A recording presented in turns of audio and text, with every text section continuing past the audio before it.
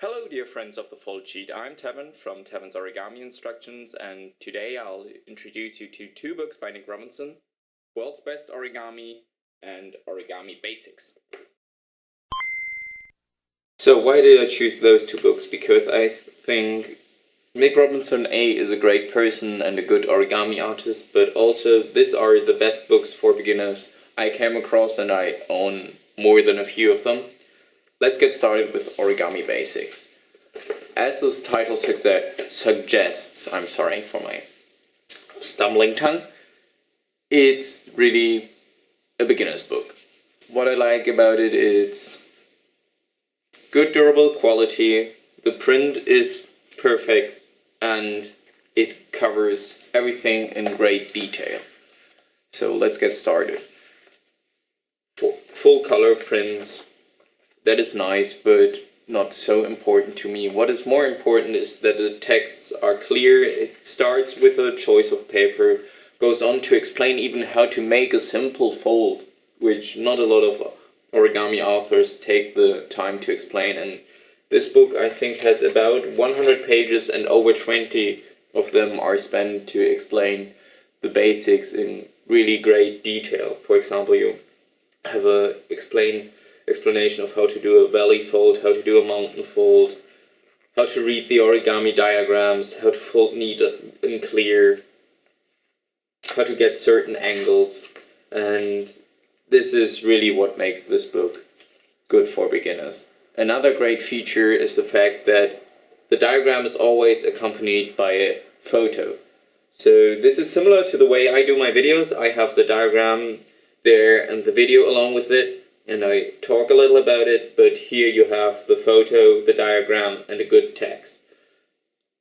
What I think is also noticeably and should be mentioned is that this book uses the common denotation. So all the phrases, all the special terms like valley fold, mountain fold, the names for the bases are as everyone else is calling them. A lot of origami beginner books make the mistake of inventing new terms for things that are already there, and I get quite frustrated with that, so that is something I wanted to mention about this book. The models range from really simple, so it takes you really slowly up to a level of low intermediate like this Steinbock, whatever the English word for that is, but there you go, you can see the animal. And the skunk, you might remember it, I did a video on that. That is a good representation of Nick's origami style. Simple but yet elegant, and sometimes funny. So the skunk is not so funny, but they're like models from him, like the mouse hidden in the cheese, that are more abstract, but if you want so, an origami joke. And this positive attitude that Nick really has, really for me shines through the book. Like, for example, this shark that is two components and you actually just see half of the shark because it's underwater. That's something you wouldn't find in every book. That is why I think Origami Basics is the one you should go to if you're a starter, a gift for your niece, your spouse, the next birthday party. If you think someone could enjoy origami but hasn't yet done anything related to origami, Origami Basics is a book to go to. Really, I recommend this wholeheartedly, and I don't get any money for it. I really think just it's a great book. The other one I wanted to recommend to you guys is it's World's Best Origami. Over 100 amazing models from top origami artists. Nick told me when I saw him in Freising a few years ago that he didn't want the title but the publisher, but I think it's well deserved because there are big names like Eric Josel and of course Nick Robinson himself in it.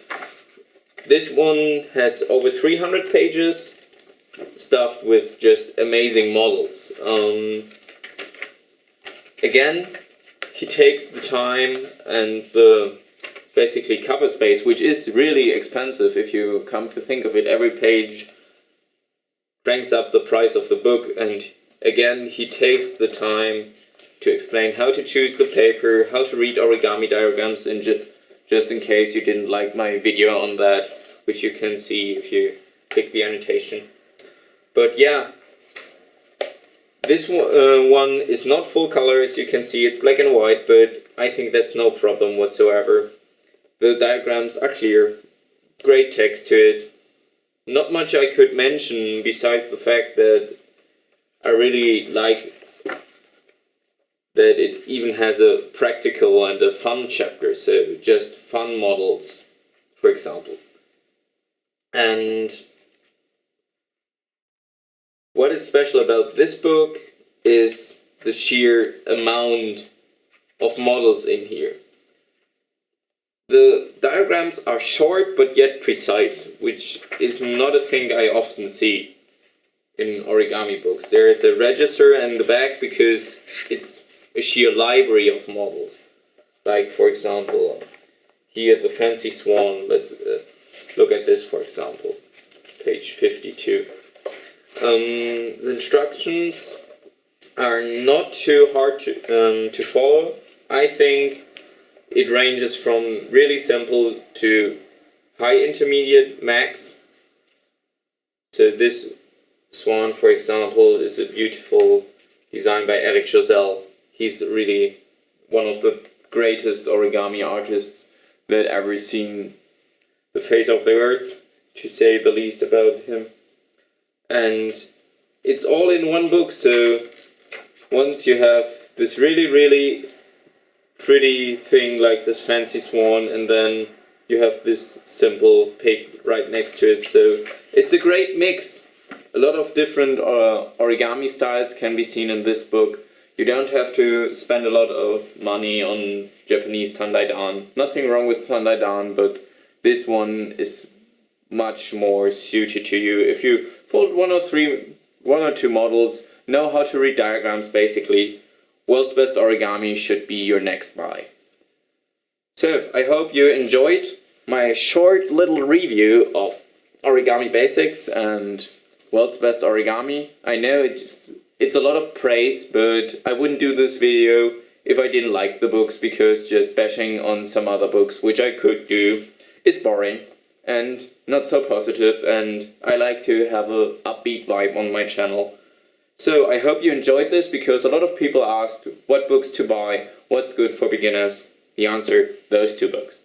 I hope to see you next time. Happy folding. Bye bye.